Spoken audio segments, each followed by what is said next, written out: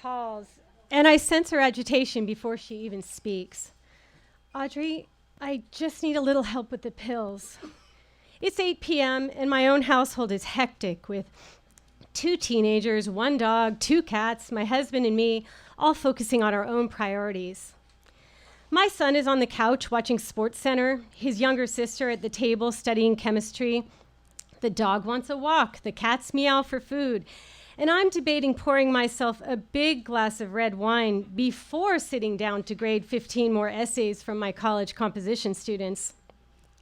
My mom's call has cut into my inner dialogue about whether my students will get better grades with the wine filter or without.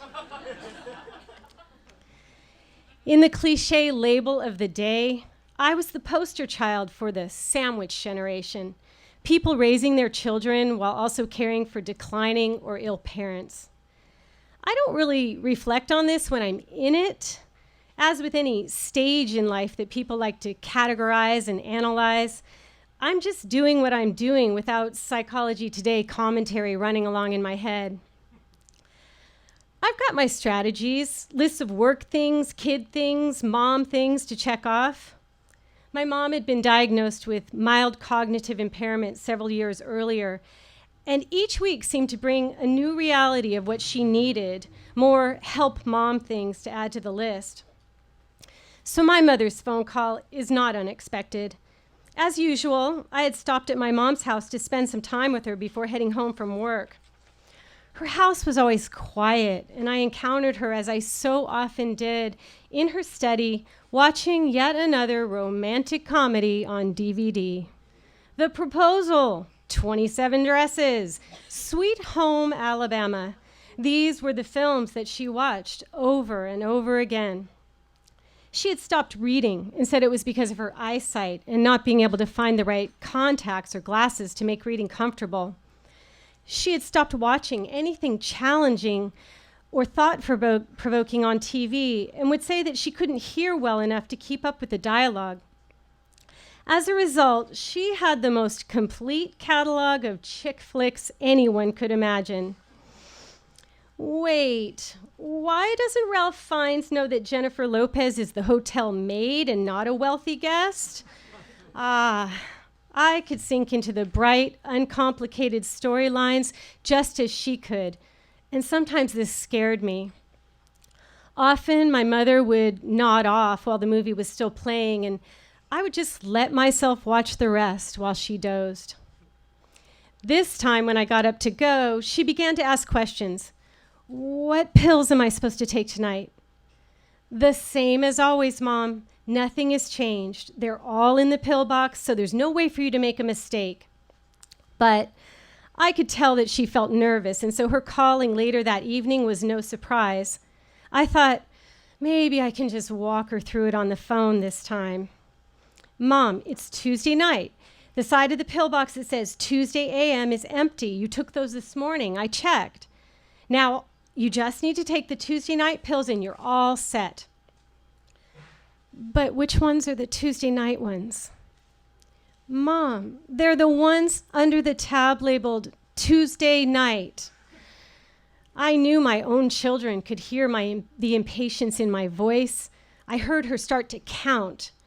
Mom, you don't need to count them. I already did that. Trust me. I can picture her standing in her bathroom, still counting the pills. I grab my keys and try to quell my tiredness and frustration as I tell my husband, I'm going to my mom's. I am not my mother. This is a preventative mantra, an incantation to ward off dementia and isolation and other depressing aspects of my mother's life that I would like to avoid. I am not my mother. It is a claim that is both hope and truth, complicated by love and sadness. My mother herself often confirmed this distinction between us, usually when I was haranguing her to engage with the world rather than to retreat. Long before Parkinson's took its toll on her body and brain, back when I was convinced that she should have more in her life than being Grammy to my children and my sisters, I would push her, even berate her. Take a class, join a club, Volunteer. Make more friends. She would say, we're very different. That's what you need, not me. As a younger woman, my mother seemed as active and engaged with the world as anyone. She was an early adopter of many things health. She demonstrated yoga poses on a cable access show in the 1970s. She was a vegetarian before it became popular. She did aerobics complete with 80s style terry cloth headbands and leg warmers. She was a runner. Her devotion to fitness was really just a front for her obsession with thinness, her ever-present fear of getting or being fat. This fear manifested itself in a kind of schizophrenic parenting. She would bake homemade cookies or fudge and then plead with my sister and me not to eat too many. As a snarky teenager away at college, I once called to tell her that I had taken up smoking to lose weight. She expressed dismay, but I thought I sensed a small glee behind it. Thank God she's lost some weight, I could hear her thinking. Despite my mother's vigilance to maintain a healthy appearance, her body always rebelled against her attempts. She had multiple back surgeries, shoulder surgery, carpal tunnel, high cholesterol, and ultimately, Parkinson's and dementia. In the genetic lottery, none of my mother's preventative measures mattered. I would love to say that my mom dealt with her physical decline by pushing her mind and challenging herself in ways that matter. She didn't. She just seemed to want to disengage rather than to rage against the dying of the light. In the long trajectory of my mother's decline, I always felt like I was a step behind in reacting. Maybe it was wishful thinking. I clung to the capacities in her that I should have recognized had already been relinquished. I was in denial for too long about her hesitations to continue driving, even asking her to pick up my family at the airport one night when we returned from a trip. She was only 70 years old, for God's sake. It wasn't until she told me that she had sat in her car for 10 minutes one afternoon, wondering how to make it go forward, that I looked into selling her car. Rather than anticipating each new physical or mental shift downward, I fought each change. We all have our established family roles. My sister is the organizer, the efficient overachiever, and I am the procrastinating, flaky underreactor. These patterns were established early on.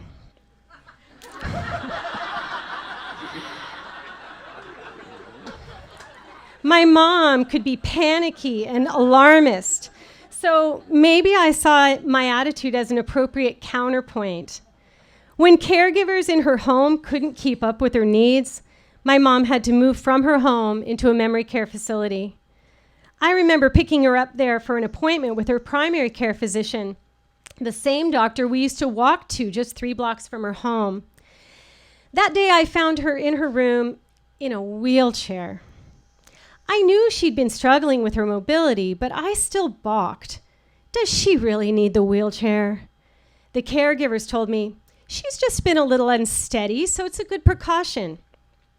I hadn't planned for this. I had my small car, not the family minivan. They told me they would have someone available to transport her in about 30 minutes, but we were already running late. I'm sure it will be fine, I told them. We'll just go without the chair. At the doctor's office, I realized that to get up to the second-story office building via the elevator, we would have to walk much farther than if we just went up the outdoor staircase right next to the handicapped parking space. At this point, my mother was a miniature person. She can't weigh more than 95 pounds, I thought, so I'm sure we can make it up the stairs. About 4 steps in, I realized my miscalculation. My mother didn't seem to know how to move her feet from one step to the next, so she would hover her white sneakered foot above each step and sway. I strained to keep her moving upward, thankful for my own efforts at keeping fit, blocking out the image flashing in my brain of us both crumpled at the bottom of the cement stairs. I muscled her up one by one. We need to just keep moving forward, Mom, I urged. I didn't allow myself to register the stupidity of my decision or the absurdity of how we must have looked until we had made it to the top. When leaving, we borrowed a wheelchair from the doctor and took the elevator back down. But I am not my mother, I tell myself again. She worked on her body, but not on her mind. The medications that she struggled to remember how to take were prescribed to deal with her Parkinson's, but they caused hallucinations. So she was prescribed more meds to treat the hallucinations, each of which carried the warning label, "May cause hallucinations." Fuck. We had many conversations in the ensuing years where it seemed that one of us was always trying to figure out what was real. She thought that her house had been partially destroyed in a fire and asked, could I come over to sweep up the ashes?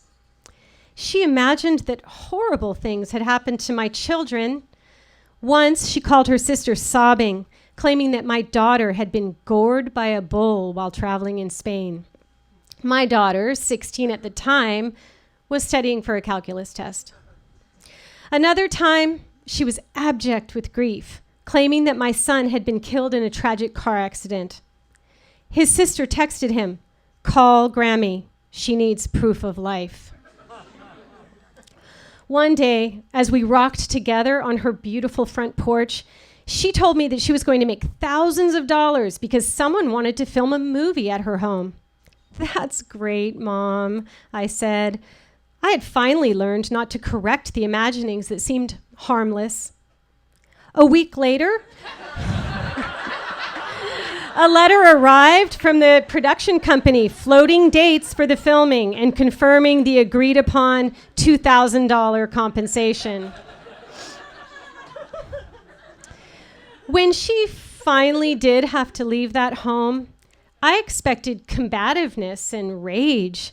She had always been so adamant that she didn't want to go anywhere else.